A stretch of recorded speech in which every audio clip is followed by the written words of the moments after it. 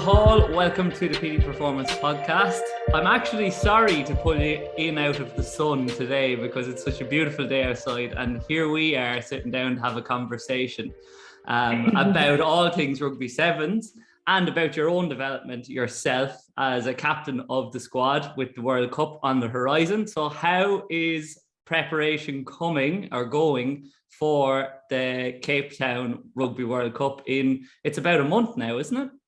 Yeah, it's just about 4 weeks now. So yeah, it's kind of creeping up on us, but I'm not complaining about being inside, sitting at a chair now. We've had 2 sessions today, and I won't be doing much more than just relaxing for the rest of the day. I have a new PV on my whoop straight, so training's going well. We're training hard, and I guess we're kind of going through a block of physical preparation now leading into the World Cup. We kind of just came off the back of a tactical block. So yeah, the physical preparation now before then, it's all about precision and executing it then when we get there.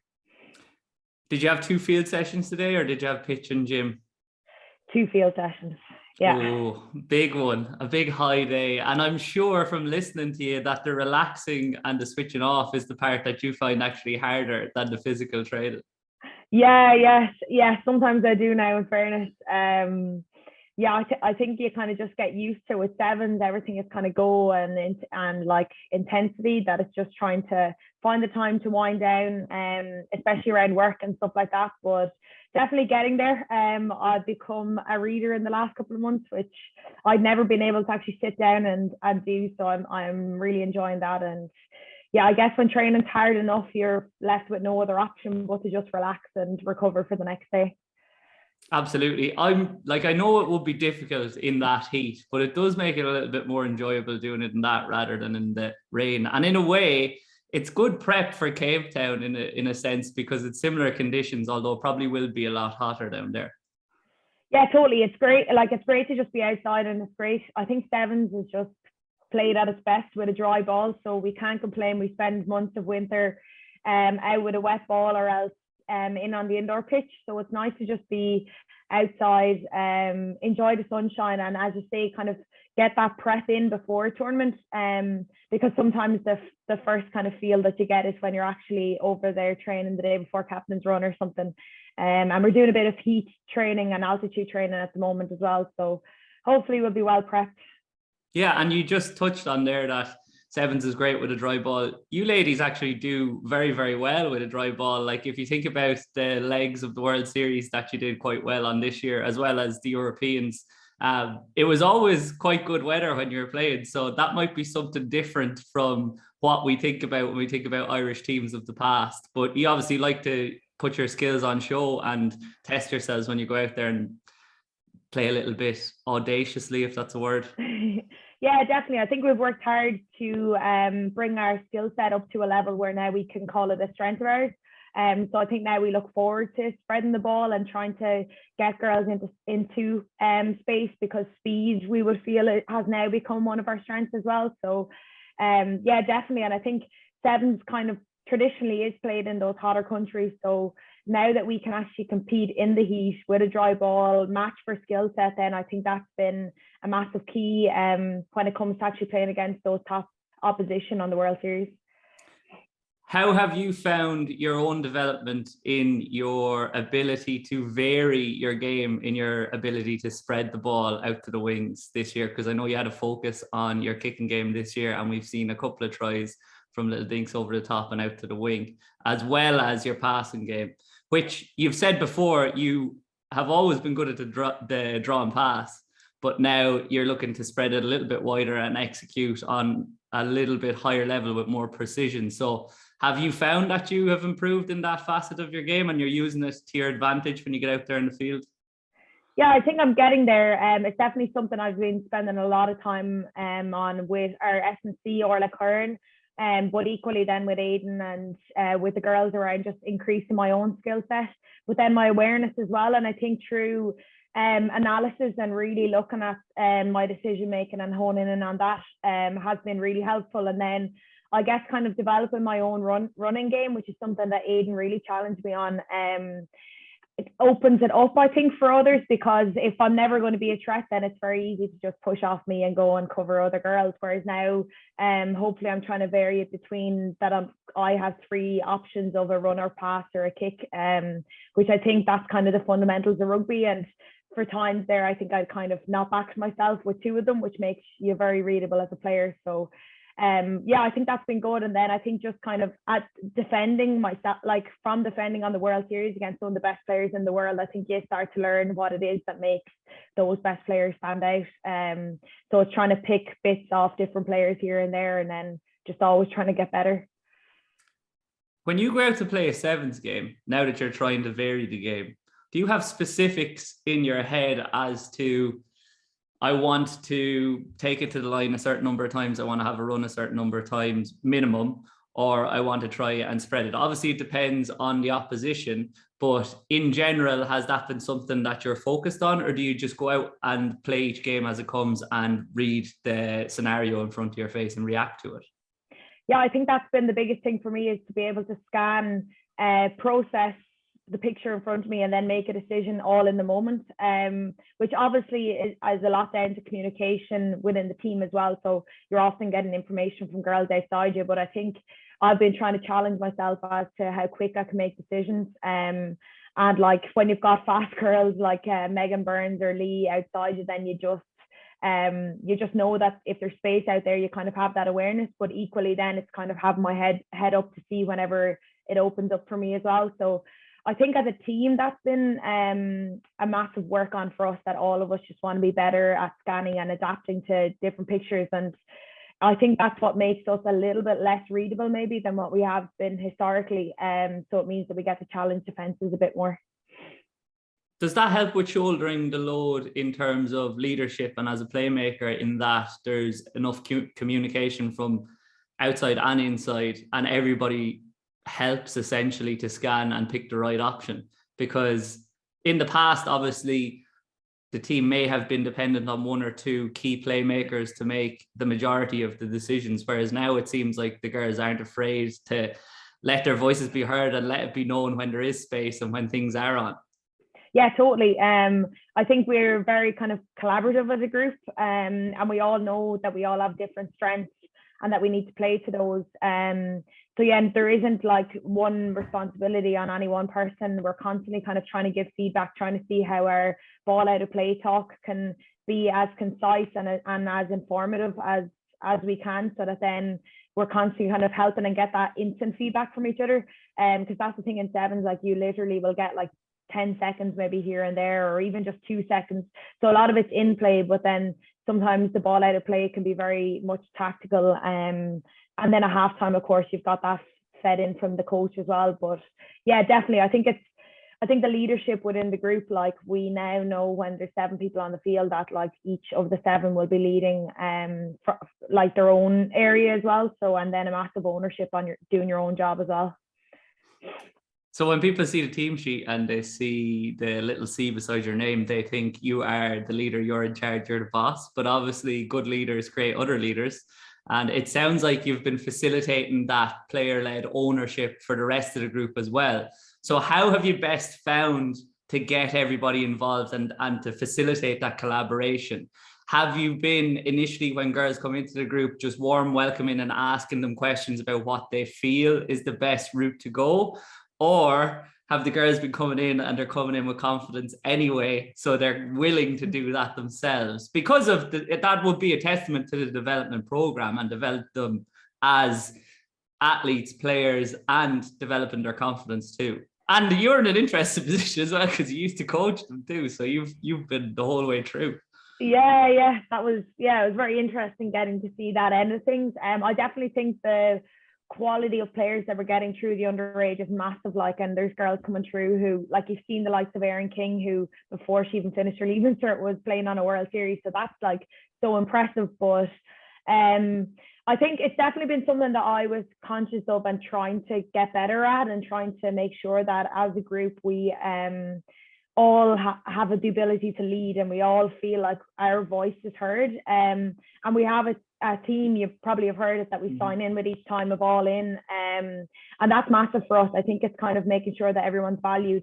that some people, it might be that their natural way of leading is through their actions, or others might be more vocal, or some people do come in and instantly they might be talkers. Like the likes of Emily Lane is just like a natural leader. She talks all the time, and she kind of commands respect through it. But then equally you'll have other girls who will take a little bit longer, but it might be through their actions, or they might just need a couple of months to kind of get settled in. So I think we just tried to create a space that vulnerability was a big theme for us for a while, where we're very open. People talk about their bad days as well as their good days. We try to understand our backgrounds, so it's not just that this 18-year-old girl has came in and who is she or whatever. It's kind of like, we want to know who you are, everything about you, what makes you tick, what your why is. And I think if you kind of build that within a group, then you've got trust, and then with trust, people will actually feel like, I can voice my opinion, or I do have an opinion that matters here, or I'm valued, my opinion would be valued. So it's definitely been massive intention for us as a group. And I think COVID, and weirdly enough, not being part of the Olympics, gave us a massive space of months and months where we could just really spend loads of time together. And there wasn't much socializing outside of it because everything else was shut down with COVID. So our training days became like the people that we'd see on a daily basis, and we got very close, like a family. And I think it kind of gave us that time, because what I would say now was that was probably the biggest thing that we developed through those COVID years, and it was something that is vital to why we actually are able to get results now.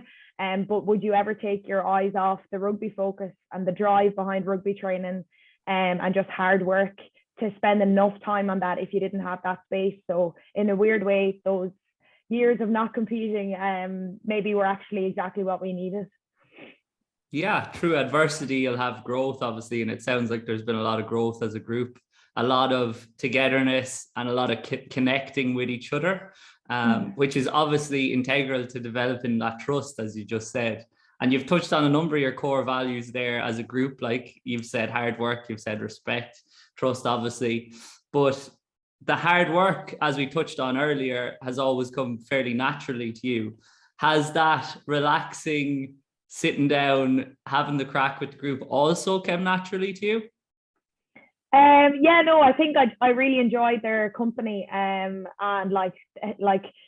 they just kind of keep me young, I guess. They call me like the granny now at this stage, myself, Lee and Stacey. But no, I actually just really enjoy spending time with them, having fun. I think it's why you play a team sport. It was always one of my favorite parts of a sport, because realistically you can get kind of your competitive kick or your hard work or whatever through a lot of mediums on your own if you really need to, but you can't get that kind of team collaboration, and then the feeling that you get when you're just messing around in the dressing room after a hard training session. Or for us, we're so fortunate to travel the world together, so sitting around in each other's hotel rooms and talking about God knows what, or watching Love Island, or doing something like that, like they're just kind of creating memories. And it's always been one of my favorite parts of sport, whether it be GA or rugby. It sounds like the younger girls definitely bring a lot of energy to the group, so maybe it makes those days when you're not feeling your best or you're going through tough times a little bit easier. You get a little bit of rejuvenation and a little bit of a boost to go at the training with these girls who obviously you trust and who obviously care about you. Yeah, definitely. They're full of life and full of energy. And it's been great. Like they definitely bring a lot of kind of fun to the environment. And I think us ourselves as well, knowing that it's okay to just have fun and have the crack, and no one thinks you take training any less serious if you're having a laugh with someone. And I think that comes off the back of, again, trust. But then also getting to know each other off the field and going out and having a few drinks or whatever it may be. Like that's also important, because it's just as important to show that side of yourself as it is to show what it's like when you're on the rugby pitch. So yeah, definitely. I think we've got a good blend of like I guess youth and then experience, but then everyone I think is well able to flick between that kind of relaxed, and I'm very like I'm having fun and having the crack, but then equally switched on whenever it needs to happen as well. The fun is integral to it. That's why we all play sport, obviously. But something that I've talked about a lot previously is that I certainly, and a lot of people I know, find the enjoyment in pushing myself or pushing ourselves to be the best that we can be. Now, that sounds a bit foreign to some people because they're like, an elite environment is not meant to be at fun at all. Whereas you're going in and it sounds like you are looking forward to training every day because you're going to get to push yourself, you're going to get to be competitive, and you're going to get to grow as a group. So how have you facilitated that fun in training? Are you quite competitive as a group in training? Do you drive each other on? Yeah, definitely. At times we have to be dialed down. With different levels when it comes to contact of like 1, 2, and 3, and we're very good at pushing those levels and pushing the boundaries. And we'll be put into teams, especially we've kind of got teams around our training days. So when it's a fight day, we've got unite days, we've got excite days. But then when it's a fight day, we're put into 2 different teams and we're in different jerseys. It really feels like a game, and we go like as hard at each other as what you would on the World Series. But then you have a laugh afterwards, and you have a bit of bragging rights if you win as well. But also that is where you get massive enjoyment. Like one day you will come out on top, another day you'll go home so thick and angry at whatever decision that you made that could have won the game in training. But that's also where like a lot of us play team sports because of that, or a lot of us are where we are because we're like really competitive people and we love that. So yeah, definitely I'd agree. And around, it's definitely the enjoyment comes from performance and performing well. We've had tournaments where we've technically came 4th, let's say, in Toulouse, and for me that was one of my most disappointing tournaments of the season. So it might look good as a result, but performance wise I didn't feel like we performed very well, whereas we came 5th in Malaga, and I actually felt like we performed pretty well in that tournament. So it's a lot more about performances than it is actually results. And I think simulating that in training as well kind of, it definitely helps us. That's the value in looking at things other than the scoreboard, isn't it? Because sometimes if you just focus on the scoreboard and the outcome, you can get a little bit disheartened when things don't go your way and you don't win, but you can still perform very, very well and lose. Unfortunately, you can't control everything. It's not completely down to how you perform. There's going to be the bounce of a ball the odd day, especially in sevens where the bounce of a ball is the game. Like the ball bounces one way and 10 seconds to go, that's it. Good luck. So things are hinging on moments a little bit more because of the nature of the game, because it's so short, because a missed tackle is typically going to end up in points against you. But you have been speaking a lot around mindset, around communication, around things outside of the actual game. How have you seen that develop in your 8-9 years in the setup over time? Do you find you put more emphasis on that nowadays, or has it always been there? No, definitely. I think I've definitely this year maybe paid more heed on where my mind is at, what I'm choosing to focus my energy on. I think as a group as well, we've brought in things like goal setting, even just how we analyze games, how we analyze our performance, so that you can actually go into a game. And I think when you're losing a lot, like over the years, we lost a lot, and then it's very easy to just get that kind of outcome focused, and we just need to win and really chase and go hard for a win. Whereas I think actually focusing on performance, identifying what it is that you bring to the team, but then also identifying what it is that us as a team can do to the opposition. Like kind of, I guess we probably never looked at ourselves as being as threatening as what we can be, and looking at our strengths and really identifying those helps you break that down. So then in a game, you're kind of just thinking, well, look, if I get my core skills right, if we control what we can control, then there's a bit of freedom to that. Like, because you get on so well with the girls, that gives you the freedom. Even if I go out here and have the worst game that I've ever had, the girls are going to come over, pat me in the back and say, next one, it's all right, Luce, like I'll have your back or whatever. So I think that definitely gives you a freedom. And mentally for me, it gave me a freedom that took, I guess, a lot of the pressure that I would have put on myself away, and instead just play, knowing that if I kind of focus on what I need to focus on and then just put in maximum effort behind that, then at the end of the day, like you've given your all, and that's all that anyone can ask from within a team. To talk about giving your all and to talk about control, I know that as a group and as a setup, actually, as a whole, Irish Sevens, always take great pride in defense. And you girls certainly do that because you've gone on some serious runs of not conceding points.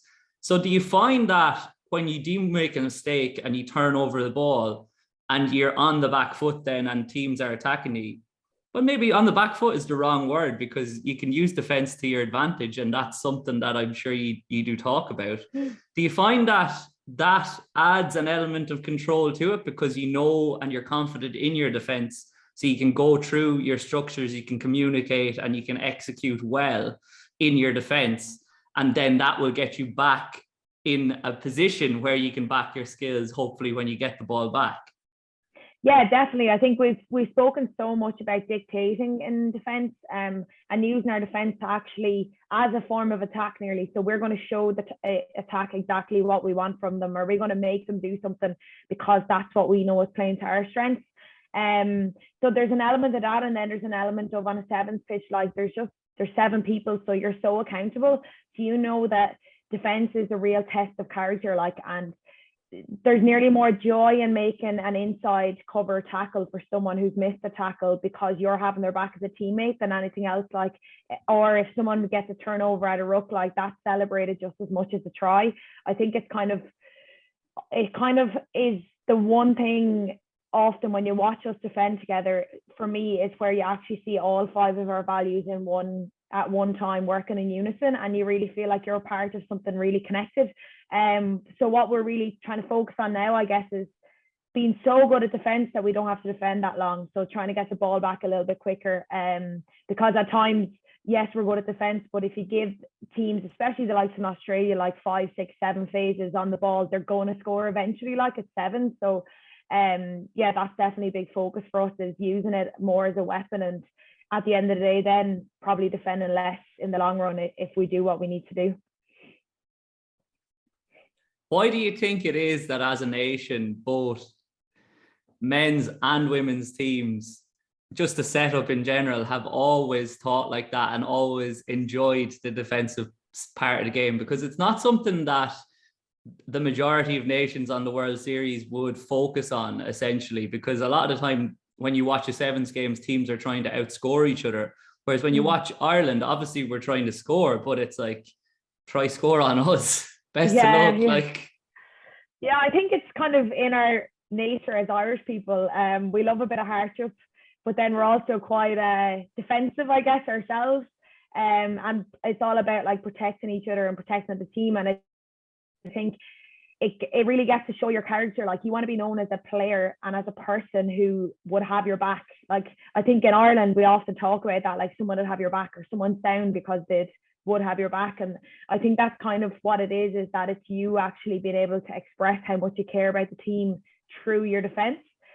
Which obviously attack, you can do the same, but it's more obvious, I think, in defense, and it traditionally always has been. I think that even, let's say, in 15s, or even for us in sevens, we've never really been the biggest nation, the tallest, the strongest or whatever, but there's something really cool and nice when you're going toe to toe with a team that's bigger and stronger than you, and you are actually just chopping them down and you're like able to stop them. I think there's a lot of pride in that. So we talk about a lot around the pride in our green walls. So like our defensive line is our green wall, and we don't want to let anyone get through it. Like, you talk about big moments in games, and there's nothing bigger than a chop tackle or a turnover or a big hit, especially if there's a weight disadvantage or a height disadvantage, as you just touched on there. And that's momentum. Like, that's how you kill momentum and regain it back. And momentum's huge in games. So like, obviously that's something that other teams don't look forward to when they're playing against you.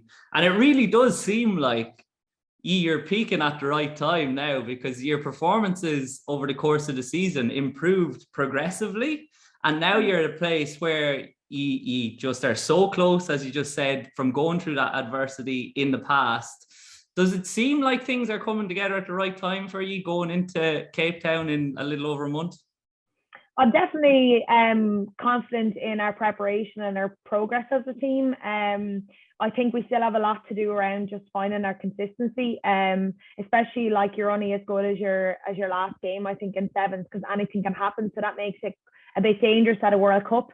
But we're definitely coming into it off a block where we've got loads of competition throughout the summer through Rugby Europe, which was great, and loads of girls got opportunities to get game time. Our squad is very competitive now, so even to pick the squad for the World Cup, like we've never had so much competition. And then even just getting this training block, we've got a full 6-week block of training leading into the World Cup, which all year long, that's unheard of in sevens. You're never at home in the country for 6 weeks, let alone training together for 6 weeks. So I think what that has afforded us now is to look back on the season and really identify what it is that works for us when we're going well, but then equally what it is that we can alter or tweak a little bit. That sometimes in the like the most important moments that it's actually managed to let us down in games where we've been in. So yeah, definitely I think I'm looking forward to the World Cup. It's really nice to actually feel like we're going there to compete in a massive tournament that only happens every 4 years. But at the same time, it's really trying to just take it day by day with training. Because we know the way the sevens is, like it's so unforgiving that it doesn't matter what we've done all season. If we don't show up at a tournament, like especially a World Cup, like it's kind of irrelevant what you've done the whole season leading into it. So yes, it's kind of a bit of both. You're confident, but you're also like really focused on the work that we have to do between now and then. That's a great thing about it as well, though, isn't it? Is that, yeah. that you go into a competition, you're like, we have a shot here, we can win this. Like, yes, totally. And like that has to be the end goal. Which going into the last World Cup, I remember we were going in and we played New Zealand the first round, or we played England the first round, sorry, and it's like a knockout. So you end up going top seed or not. And we, against all odds, for the first time beat England. And it was amazing and so good, but we didn't plan for the next step. We only planned for that step because that was such a massive step for us.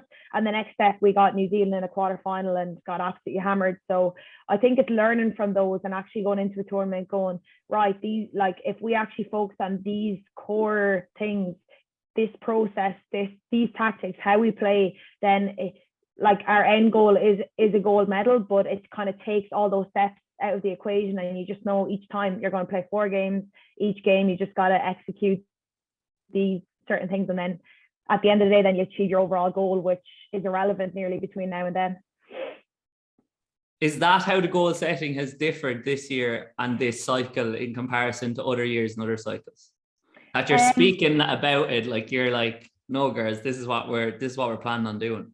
Yeah, totally. I think we didn't think that we were good enough, I guess, to achieve goals before, to set goals. The goals was always just, even at World Series, it was always just, let's try get top 8, but then we'd get top 8 and be like, oh no, we're in a quarterfinal, what happens next? And then we'd end up coming 8th. So it's kind of, I guess, being bold enough to go, and probably doing ourselves enough justice to go, if everything going well, we've got the ability to do this, and then breaking it backwards from there. So it's not that we just go in blindly to a tournament and go, we want to get a gold medal, and then there's nothing underneath that. Like, that's just it. It's like, right, we want to get a gold medal, but in the next couple of weeks training, this and this has to happen, and then at the tournament this has to happen. So it very much breaks it back down. So it's not a scary thought to have in your head now that we're going into a tournament to get gold, but also there's a lot of like preparation. There's a lot that sits underneath that then gives you the confidence to really believe going into the tournament we can achieve our goals. So it's been a lot of learning, and Aidan has been great. When he came in, that was something he instantly said, like, you girls have to be able to set goals, and you're good enough to do it. So that's been fantastic for us. It's both process and outcome goals, but when people hear you talk about medals and stuff, they're probably thinking, oh geez, that's miles away, that's like, how can they be talking about that? But they don't realize that what you are focused on is not that. You're focused on recovering right now after this podcast as best you can for your next session. And that's how you get there. That's what you're saying, like, in terms of like the necessary steps to get there. That's how small you have to break it down to. And we're talking about team goals, but you also have your personal goals, and a personal goal of everybody in the group, and of which you've kind of touched on there by saying that the competition is there for places and it's been so competitive, is to get into that squad for Cape Town. And from talking to Foz prior to the Olympics, he was saying in the men's team that training went up a level in the few weeks before selection for the Olympics. So it's the same thing happened with you? Yeah, definitely. I think both ways. I think selection helps that, but then equally by setting goals, by knowing exactly what's coming up, then you're one thing you're trying to do is basically be the best that you can be for the team. So I think we always speak about if you're invaluable to the team, then that looks after selection. So selection again is kind of like an outcome that we try not to focus on, we try not to want to achieve. You of course want to get there, but you know yourself that if you're actually an invaluable teammate, if you're doing enough on the pitch to be of high value to your team, then that's what's going to help us get there. So then it's great that now we have girls who are going all in on that. So then the overall effect that it has on the team is that, well, the team's going to be better. Even if you're not going to be on the plane going over to Cape Town, you've helped the team get better, which hopefully then in the long run means a gold medal means a lot to you, even when you're sitting at home and you haven't actually been out there on the pitch. Because to us, that's how we're trying to bring the team of all into life. Because it's really difficult, and I'm under no illusions to how fortunate I've been around selection over the years, but I often think it's like the girls who are at home who never get to go, but still every day push us so hard in training and turn up with such dedication, commitment each day. They're the ones that actually make it all happen. And so it's trying to make sure that these couple of weeks leading into Cape Town, yes, it's technically about selection, but it's actually more about how we as a squad and we as a sevens team can actually go and achieve our goals overall. And that comes back to the togetherness and the feeling of group kind of achievement and involvement in the achievement of getting there and doing your best. And they say iron sharpens iron. So I'm sure that even the girls that don't get selected will be still going hammer and tongs in training, trying to get you or get the girls that are selected into the best position to hit the ground running when they get over there for the first game. And you're up first, aren't you? You're first on the the schedule for Cape Town. I'm not 100% sure now. I know who we're playing first and I know the time, but I don't know if we're the first game or not.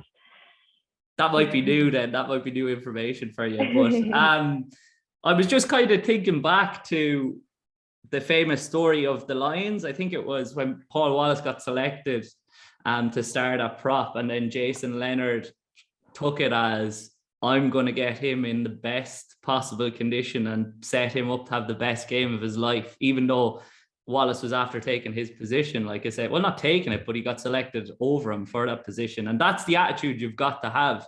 And I've heard about in your training sessions how the girls will try to emulate other teams on the circuit or other teams that you may play against. How does that benefit you? And have you found and added new things to your game from doing that? Because obviously, if you're playing in a way that's not a way that you naturally play in, sometimes things might just work and click and you'd be like, wow, we need to try that ourselves. Yeah, definitely. I think it's opened our eyes a lot as to, we get really good feedback from the girls around, well, look, if I was actually playing against ye, I would target this because I've seen this weakness, or you're quite readable on this. So that's been really good feedback for us. But then equally, yes, we can see what kind of plays they have that would actually break us. And then we go, right, well, if we could actually use that play, then let's see if it plays to our strength, then let's see if that'll work. So that's definitely been so beneficial. And then even just, I think, simulating the actual game itself, so that when you're out in the field, we do a lot of visualization work with Orla Kern as well to try to prepare us for it. But when you stand out on a pitch for the first time and look up at the opposition, the reality of the fact that you're in such a big game, if you haven't prepared for it, can just hit you. So actually going through that in training, even things like ever since that Seville final, we often practice a scrum and as the last play. Those sort of scenarios, I think they help, because then it's not pressure in that moment. It's kind of like, oh, we practice that in training, we know exactly what it is that we're looking to do, which just builds confidence again. So I think that's definitely been a massive help this season.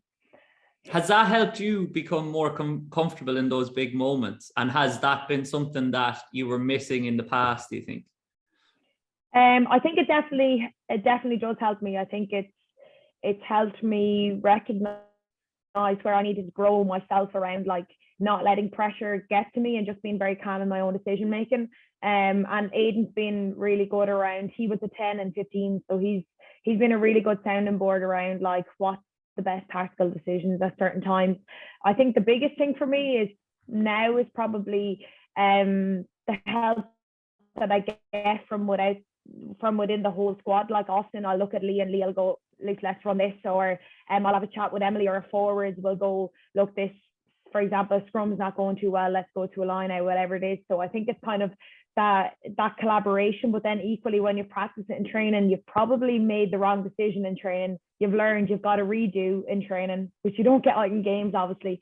And then you've been able to kind of solve the puzzle there, that then you're going into a game knowing what tools you have in your back pocket and kind of knowing what scenarios that you should use each tool first. So I think that's been, it's definitely been very, very helpful for me as a decision making, as well as for the rest of our 9s and other 10s as well. That's something that's been missing for quite some time in training from a number of different sports. GAA and rugby in particular is that ability to make mistakes in training and a willingness to do so, because we both know the drills where you're like, drop ball. Well, back in the day when they were doing the negative reinforcement, no drop balls, or you're doing push-ups, etc. if you make a mistake. But that just makes you play within yourself. You're not going and seeking any improvement. So how important has it been to be okay to push it, try new things, and make mistakes in training for you and for the group? Yeah, massive. I think we had to flip our whole mindset. Again, we weren't doing particularly well pre-COVID with results. So then it was very easy to focus on what we were doing wrong. And instead we flipped it to, right, what are our strengths? And like, yes, the ball dropped there, but was the decision right? And if we execute that, then have we done enough to score a try or get in behind the gain line? So that definitely has helped, because I think then naturally the mistakes dwindle because you're not actually focusing on not making them. And I think for me, myself as well, just to be comfortable pushing myself outside my comfort zone and messing up in training and doing something really stupid and silly because I'm actually just trying something. Like if I'm going to bring kicking and running into my game, then I'm going to need to try that, and I'm going to need to fail and fall on my arse and then kind of go, oh, that was actually really wrong, and get that feedback. So I think we've become really good at that as a group, and you get so much good feedback from the girls now, like each other as a group. We're so comfortable with each other that now we can properly feedback. And it might seem like criticism to someone outside, but all it is that all of us are really hungry for feedback. And now we're getting it from each other, which makes it so, like, I don't know, valuable, and it's not a scary thing anymore. It's like, how can I make that better? Which is really good as a group. And then it definitely helps with that trust element then when you go out on the pitch. Have you developed and got better at giving that constructive criticism to each other over time and bringing yourselves back to your values and that HEART acronym that you talk about? And maybe it'd be good to give the listeners an example of what that HEART acronym stands for and what you stand for in your values as a group. Yeah, so HEART kind of nicely breaks down as hard work, excellence, accountability, respect, and team. So I think in particular, like something like feedback, that really challenges your values, because on one degree you've got excellence and accountability. So like you can feedback and say that's not good enough. But equally you've got respect and team. And like there's constantly this balance of like, in the moment, you might just need to say, you might not be able to get all the words out there, but you might just need to say you need to give that earlier, but that's still okay to say because it's respectful and you're part of a team. And it's not being airy fairy. We're not going over and saying, excuse me, do you mind if I just say this? Like, it's the reality is in sevens, you don't have that time, but we also trust each other to know that if someone turned around to me and shouted at me and said, Lucy, that just wasn't good enough, I'd go, they're obviously trying to make me a better player, so that's fine. And I'll go over and chat to them afterwards and be like, what was it that wasn't good enough? So I think it's definitely a balance, and it's 100% been something we've had to focus on, because you never get it right all the time. And especially we're all such different people that we're just trying to learn how different people like to get feedback, and some people don't mind if you like, they want you to be really direct, and others you might just need to let it pass in that moment, but then have a conversation afterwards. And it's just trying to learn how we work. And then the reality is, when you're out in a match, then everyone obviously knows that like it's all about just what's right for the team. So I think the trust is kind of the key to anything to do with like feedback and your communication with each other. So when we have values like that to stand by, it's very good, because you can constantly refer to that and say, you know, this is just the accountability end of things and excellence. So we need to be able to actually deal with that. It sounds like it's made your job a lot easier as a leader, but how have you typically dealt with the scenarios when you have got the relation or the how of that feedback wrong, how you've delivered it, or the delivery of the feedback?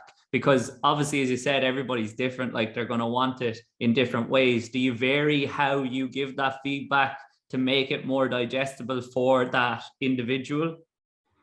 Yeah, I think you just take a deep breath, and I think I've always kind of been aware of like, you're never going to get the best out of someone by giving out to them. So even if they've done something that's really silly, there's like, if I go and shout and roar at them, that's never going to make them better. Maybe I learned it through my own experience, I'm not sure, but I guess you kind of have to empathize and know exactly what that person needs in the moment. And sometimes people don't need anything. If it's something as small as me, but if something like a missed tackle where they just dropped off the tackle, like in that moment, they don't need to be told that they like, why did you miss that tackle? Or like, oh, now they've scored a try, like it's all your fault. Like that's not helpful to anyone at all, because at the end of the day, we're a team. And if the system works well, there should be cover for every missed tackle anyway. So I think it's kind of picking your moments, and so long as it's very constructive and it's actually solution oriented, which is something that we really do drive, is that you're going to someone with a solution, not the problem. Then now it's kind of like everyone has that trust, and someone's coming to you just want to make you a better player. So it definitely, I think, has been a massive area of growth for us the last year. Lucy's obviously exaggerating there as well. Nobody in the team is saying, "Why look what you missed that tackle? Now they score, it's all your fault." She's exaggerating to get the point across. But obviously, that is something that you develop over time, and that is something that you've got to focus on as a group if you're going to get better. You want to be solutions focused, because we all know and have worked with and played with the oxygen thieves of the world who just want to point out problems but not offer solutions. And in some ways, if they're pointing out problems, that may be somewhat beneficial to the team, in that you can point out problems and then other people can offer the solutions. But at the same time, if your problem to solution ratio is off, and you're not offering as many solutions as you are identifying problems, you probably need to zip it a little bit, because you're probably adding some negative to the group. And it sounds like that's not happening with you guys. It sounds like everybody's pretty constructive. But I would say that in your leadership role and in your captaincy role, you don't just pick these things up out of thin air for the younger girls coming through. So do you take a little bit of a mentorship role sometimes with them? Because it does seem like you do speak to them on a level, like you're all on a level playing field, and that's why there is that trust and togetherness as a group. But do you have to throw the shoulder around some of them sometimes? I think it's just making sure. I think for me, I want to be friends and I want to be teammates with my teammates first. Like I'm not any better than them. And I think because of the fact that, especially because the underage system's so good, that now we've got girls coming in who have actually watched us play in the World Series. So they actually have seen us play, and to some degrees we may well be role models to them. Then it's really important to relate to them. So I think being open enough and vulnerable enough to actually say, you know, that thought that's going on in your head that you're not good enough, all of us have that. Like, it's about how you manage it, and it's kind of just making sure that all the mistakes that I've made, because I've made every mistake in the book since starting, like we were very fresh in the World Series. All it is trying to make sure that those girls don't have to go through the exact same as what we have, like myself, Stacey and Lee. Just try and make sure that like those days when we were coming 11th, 12th on a series, that they don't happen again. And like you get to pick up things that you know work over the years, but equally the younger girls come in with this like fresh view, and they've brought things that we've had to steal from them and go, yeah, that's actually the right way to do things, because over years and years you often kind of become very focused and you become habitual, where it's always good to be challenged. And I think so long as everyone knows that their opinion matters, but then equally so long as we can all relate to each other and understand where we're coming from and our intentions, then I think as a group, then that means that everyone feels like they're valued. So then there's no need to like speak above anyone. There's no need to be a level above the girls. Like I always say, because it works in my favor that age doesn't come into it. We try ban the age conversations because I get far too much jeering. But like definitely, I think a girl who has 1 or 2 caps, or a girl who hasn't been capped yet, has just as much value as the, like, whether it be the captain or whether it be like Amy Lee is a great example, like top try scorer and on the dream team. She doesn't act any better than anyone else in there.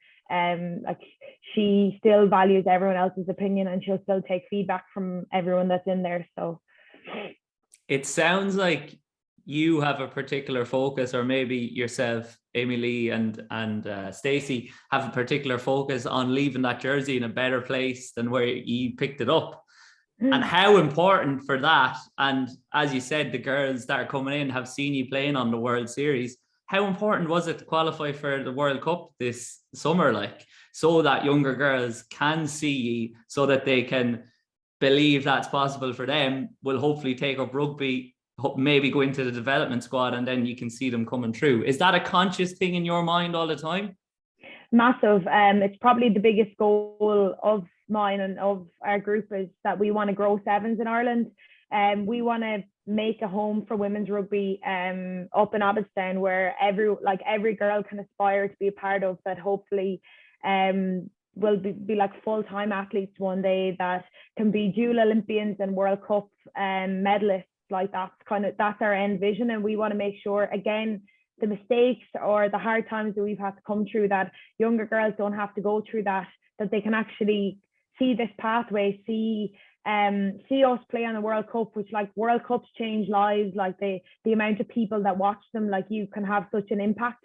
I never would have got picked up into rugby only for I watched the girls win the Grand Slam, and like that's just a freak thing that's changed my entire life. So it just shows how big sporting moments like a World Cup, you have a massive knock-on effect. So never is there a greater opportunity this year than a World Cup to go and actually get people's eyes on the screen at sevens, and we back the sport enough and back ourselves enough that if we can just get enough people watching, then hopefully we can create a lot of excitement around it and get younger girls playing. And for me, it's been like the best thing to happen to me. So I'd love if like younger girls can have the same experience as what I've had, but even better again. So aside from seeing you girls doing really, really well, what are the other necessary steps to grow sevens as a game in the country? Definitely just getting girls actually playing it from younger ages, whether it be in schools or out in clubs. I think that's massive.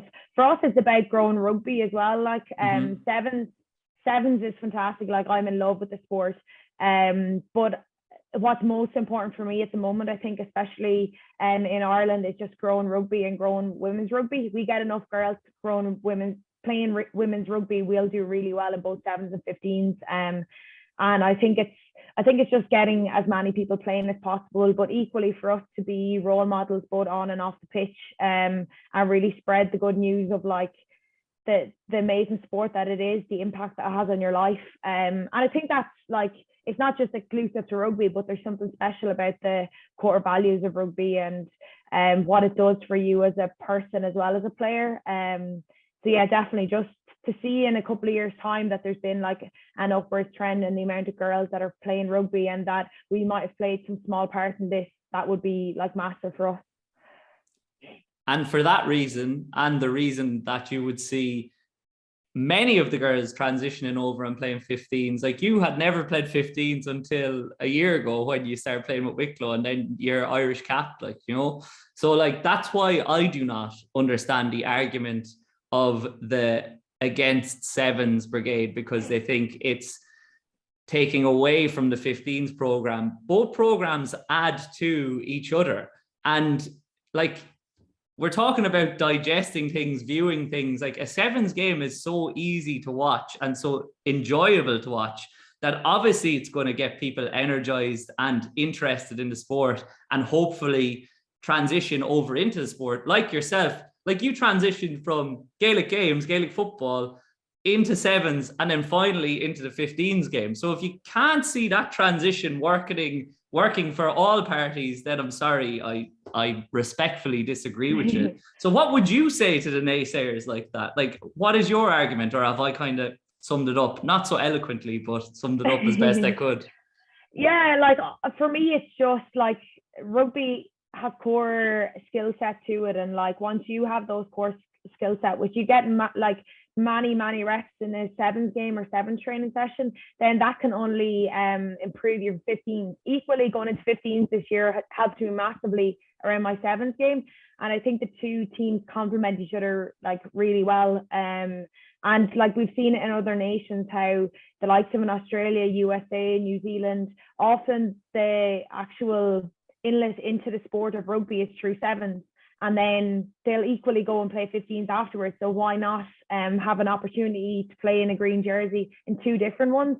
Like, that's a massive honor for me, and a massive honor for a lot of the girls. And I think it's only been an asset, and I think both of our squads as well, like, we 100% support each other, and we 100% can see the value in both.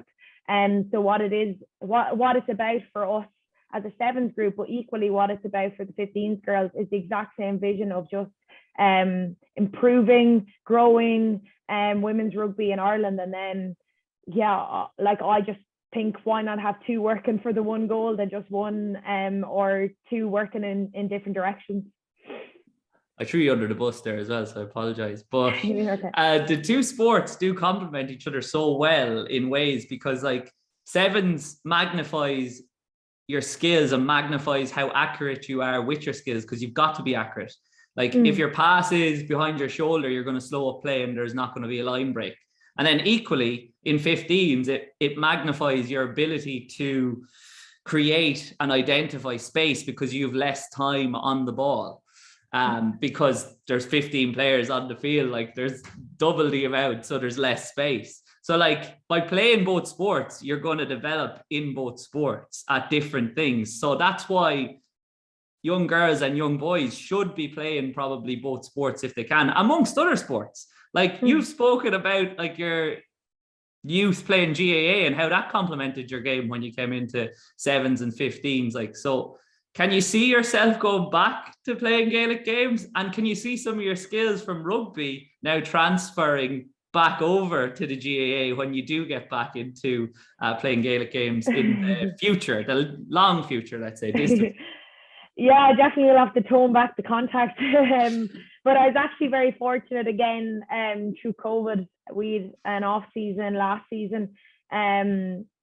Probably just timed perfectly for me, where I still am like massively passionate about GA, in particular Tinahely.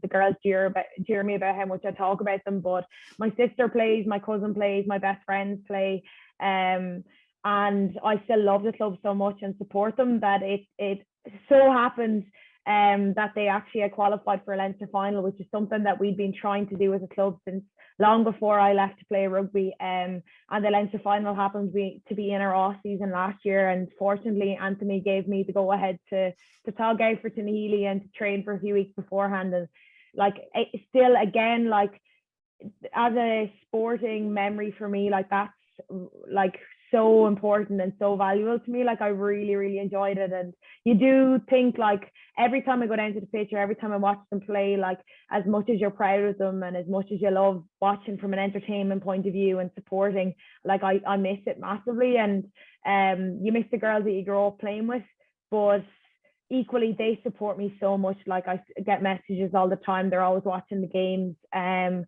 I just feel like, in a weird way, that I get to go and kind of represent them when I'm out playing rugby. So yeah, definitely one day I will go back and play with Tinahely, and hopefully get to tog out with my sister and my cousins, and just kind of get to enjoy that, and hopefully won't be too cross at that stage, so then I can actually bring back some of my some of my rugby skills maybe and see how they transfer back over. Absolutely. And it will be for enjoyment. But obviously, if you go through all that you've achieved so far, you've captained Wicklow, you've an All-Ireland, you've captained the Irish Sevens. You haven't yet won on the World Series. You're going to a World Cup. Mm-hmm. What do you have left in terms of personal ambitions to achieve before maybe you finish playing sport in general or before you finish playing rugby? Being 100% transparent and being an Olympian was something that I've wanted ever since I joined the program. I've missed out on 2 cycles, and God willing, and my body looks after me and is good to me, then hopefully we can do that in Paris, and that would be massive for me. I think I want to do it for our team, for our program. I think that's the biggest thing that would help our overall vision. I'd love to do it with the girls that I started out with, like Lee and Stacey, and then I'd love to do it for everyone that has been so supportive of me at home, because you are quite selfish when you're an athlete, and you have to make a lot of selfish decisions around recovery and just spending time on your own on rugby, I guess. So yeah, that's definitely something that like is on the radar. On the radar and on my mind. So hopefully that will be a big tick box for me if we could achieve that as a team. What about 15s then? Because you're Irish cap now, you've played in the Six Nations. Is there anything there that you would like to, or are you singularly focused at the moment on Paris 2024?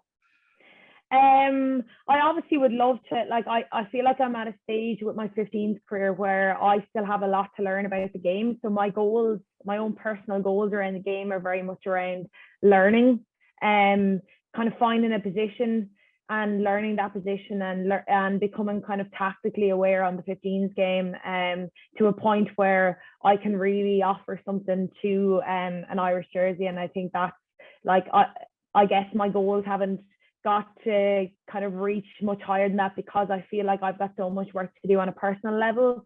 But that was massive, and it was such a class experience getting to play in the Six Nations and playing at home twice. Like, that's the same amount of times as I've played sevens at home. So there's some people who have seen me play 15s more than they've seen me play sevens, which is amazing. But yeah, that was a massive moment for me and for my family, and to get to do with so many girls that either I'm playing sevens with at the moment or who I'd actually played sevens with previously as well, and make new friends as well.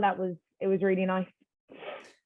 For those that are feeling sorry for Lucy now that she's only played in Ireland a couple of times, like, she's very well travelled as a result of the sevens career as well. So she has that as a bonus. But we're going to move on to quick fire questions now to finish. First one is proudest achievement to date. For me, I think I could say the silver medal in Seville, but for me is to be captain of an Irish squad. I never dreamt of it as a kid. I never thought it was something that I was allowed to dream of that would ever happen for me. I definitely think it's something that even when the sport is finished and when I've stopped, I think I'll appreciate it even more, but it's probably something that I'm most proud of. Unreal. Favorite athlete of all time? Is it a bit cringy or cheesy if I say Amelia Murphy-Crowe, because she is she's my favorite athlete all day, every day. That's why you set up so many tries for her, obviously. She won't complain if you keep doing that. She does it all on her own. What books have you been reading out of interest now that you're getting into the reading? Oh, you wouldn't find it very interesting. There are a lot of chick flicky, just help me switch off. Who's to say I wouldn't find that interesting? Beth O'Leary and all. So yeah, I kind of tend to I listen to a lot of podcasts and audiobooks, and that's where I try and listen about mindset or sleep or recovery. But then, when I want to switch off at bedtime, it's a lot of chick flicks and love stories. Nice. You're separating both parts of your life then, obviously, in order to switch off, which is extremely important for you at the moment. Second last question. What's the biggest thing you've learned in the last 12 months?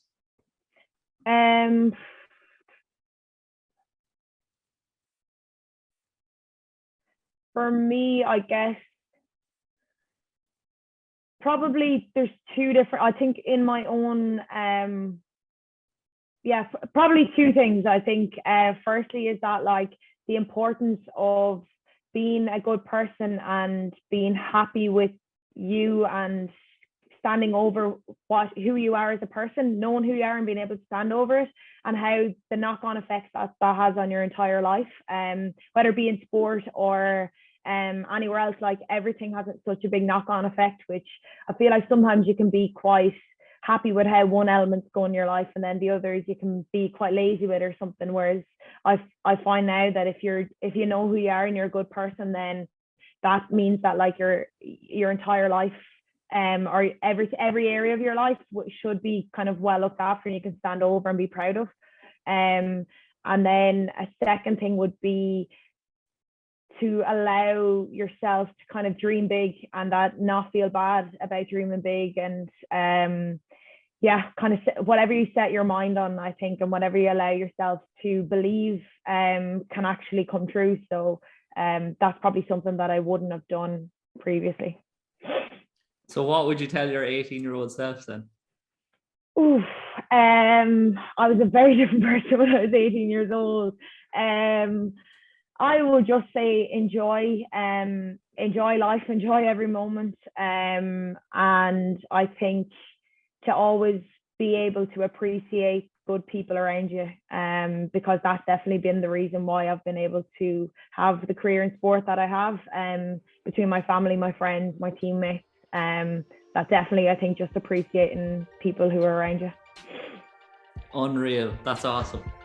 Thanks a million, Lucy, and best of luck in the World Cup, and best of luck with the rest of prep. I'm sure it's going to come together as we spoke about for you ladies, and we're all wishing and we're all behind you and hoping that it does. Thanks for coming on. Thank you, Pete. Cheers.